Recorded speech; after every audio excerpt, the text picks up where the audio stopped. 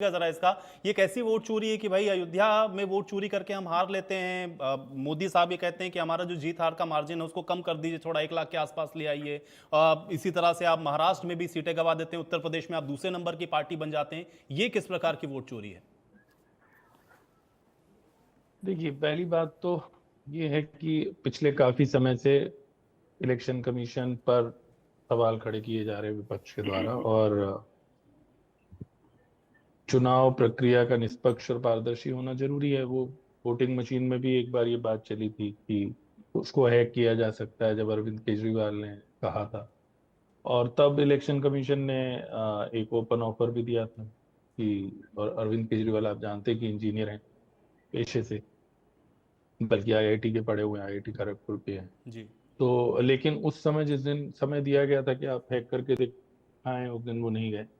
मुझे एक बात नहीं समझ में आ रही है, जो हम एफिडेविट पे इतना जोर दे रही है बीजेपी, और कांग्रेस भी उस पे सीधा जवाब नहीं दे रही, और आप भी बार बार यही आग्रह कर रहे हैं। Rahul Gandhi member of parliament हैं, और पार्लियामेंट के अंदर यदि कोई बात कही जाती है, अभी उन्होंने बाहर प्रेस कॉन्फ्रेंस करी है, तो मुझे लगता है उसका महत्व एफिडेविट से कई गुना ज्यादा है। और अगर वो ऑन रिकॉर्ड पार्लियामेंट में ये बात कहते हैं, अभी सेशन तो चल रहा है 21 अगस्त तक, और अगर उन्हें मौका मिलता है और वो ये कहते हैं, तो फिर तो अगर पार्लियामेंट के अंदर कोई बात रिकॉर्ड में आ जाती तो उस पे सरकार कार्रवाई कर सकती है, अगर वो झूठी बात कह रहे, प्रिविलेज की बात है, और अदरवाइज भी डिफेमेशन की बात है।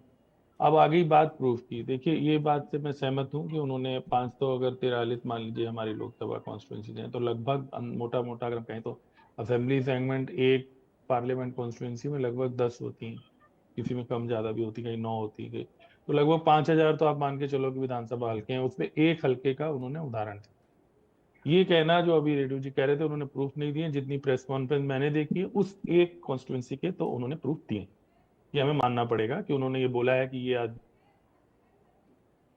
जगह वोट है, 2 जगह पड़ी है, 2 बार पड़ी है। जितना मैंने उस प्रेस कॉन्फ्रेंस में देखा है, अगर वो डॉक्यूमेंट ही फेक हैं जो उन्होंने दिखाए हैं वो अलग बात, लेकिन उन्होंने एक बड़े स्क्रीन पे दिखाए हैं। अब ये बात सही है कि वो एक कॉन्स्टिट्यूंसी में इस प्रकार की बात वो सामने लाए हैं वोटों की। और ये भी बात सही है कि ऐसा नहीं कि ये पहली बार हुआ है इस तरह के। हमारे देश में तो राशन कार्ड ट्रंप के नाम पे बन जाते हैं, कई बार आपने देखा होगा, जी ऐसी जी खबरें भी जी। आती हैं। तो पहले भी इलेक्शन में इस तरह की चीजें होती थी कि हुआ है किसी का, किसी 2 बार आया हुआ है, या मृत व्यक्ति का बन गया। ये कोई पहली बार खबर नहीं लाए हैं राहुल गांधी निकाल के। लेकिन एक सिस्टम में, क्योंकि इतना बड़ा,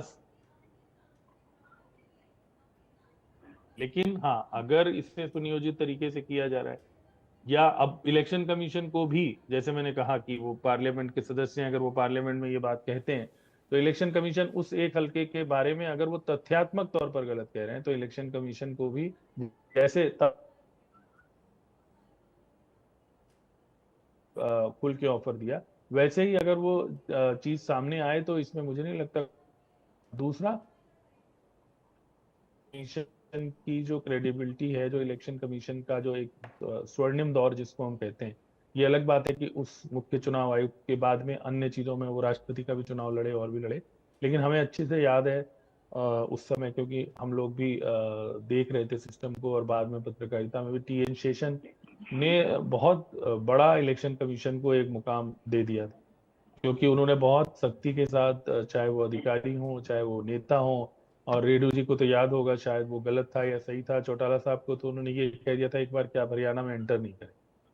तो इसलिए टी एन शेषन के बाद फिर लिंगदो साहब आए, तो ये लोग बाद में फिर बाद में कांग्रेस की तरफ भी गए, लेकिन लिंगदो साहब की भी बहुत प्रतिष्ठा रही, आज तक लोग याद करते हैं। जो यूनिवर्सिटीज में इलेक्शन होते हैं, कॉलेज में इलेक्शन होते हैं, उसकी भी उन्होंने एक कोड ऑफ कंडक्ट बनाया था, लिंगदो कमेटी बोलते हैं उसको।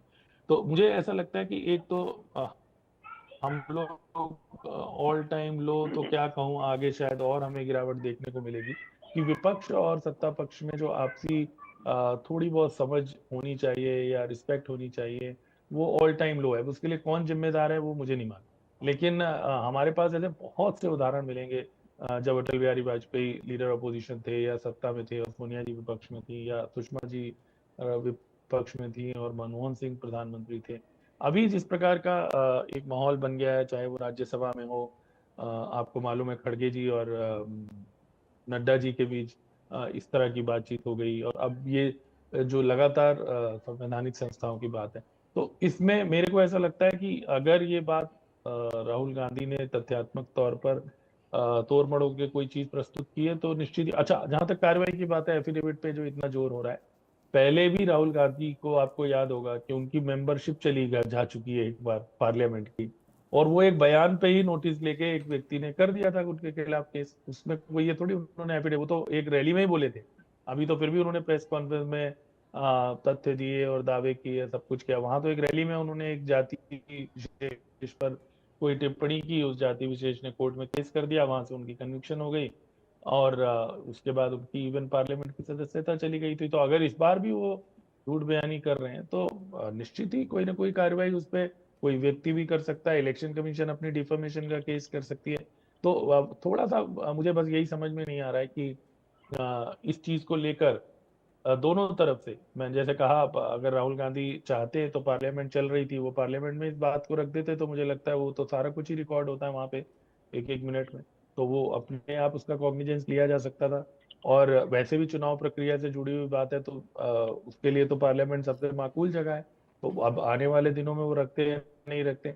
ये जो हाइप क्रिएट हुई कि भाई वो प्रेस कॉन्फ्रेंस में कोई बहुत बड़ा धमाका कर रहे हैं, ऐसा कर रहे हैं वैसा कर रहे हैं, जैसे मैंने कहा एक पर्टिकुलर सीट का उन्होंने एनालिसिस किया, उसमें उन्होंने ये उसके जिसे हम ठीक है बोलते गुरमीत हैं जी, मैं समझ अंग्रेजी गया में आपके कहने की इंफरेंस